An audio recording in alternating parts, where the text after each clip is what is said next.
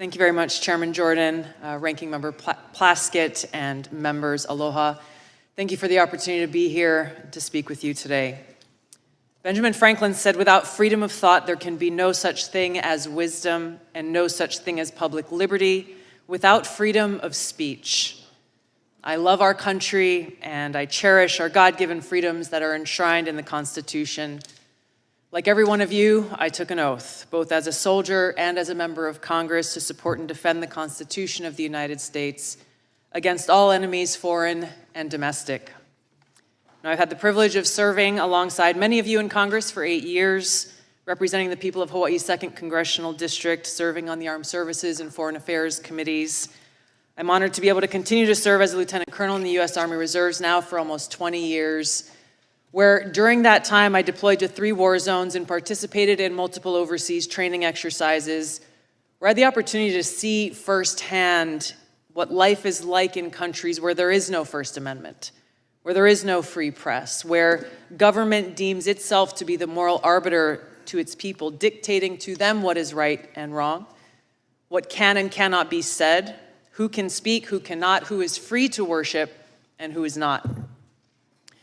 Our founders understood the importance of enshrining our God-given freedoms in the Constitution and Bill of Rights to ensure that no matter which party or person may be in power at any given time, our founding documents serve as a reminder of these freedoms that are guaranteed to every American.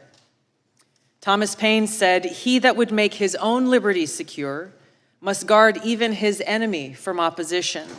For if he violates this duty, he establishes a precedent that will reach to himself." We cannot be so short-sighted as to thinking silencing speech that we don't like today will not result in our own voices being silenced tomorrow. The work that you've all been charged with in this committee affects all Americans, and it is too important to allow it to fall victim to partisan politics.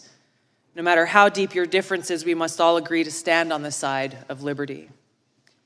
Unfortunately, right now we live in a country where many Americans are afraid to speak freely, afraid to express themselves, afraid to actually have real open dialogue and debate, afraid of losing their job, being canceled, or being accused of a crime, which could happen if recently introduced legislation criminalizing so-called hate speech is passed into law, speech that, no matter how abhorrent, is still protected under the First Amendment.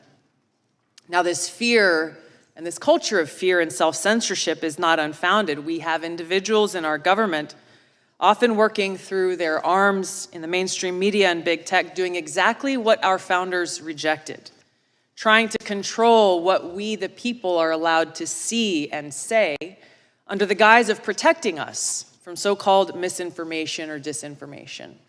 Now, of course, they appoint themselves as the sole authority and voice of truth, of information, backed by the most lethal force on earth with the power to target anyone they deem a threat. They alone are the ones, self-designated, who get to decide what is true and what is false, what is information and what is misinformation or disinformation. They say they're doing this for us, that they're doing this for our own good, to protect the people. But in reality, the truth is they think that we're too stupid to think for ourselves, too stupid to discern for ourselves and to draw our own conclusions.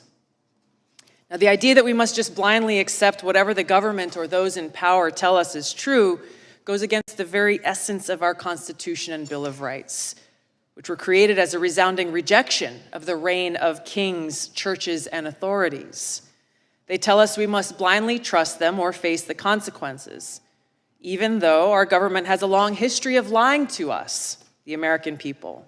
Just to cite a few examples, we were lied to about the weapons of mass destruction in Iraq, which spurred the war that I and so many others served in and so many others sacrificed their lives in. They lied for almost 2 decades, claiming success in Afghanistan, when in fact we saw failure after failure after failure, coming at a great cost to this country.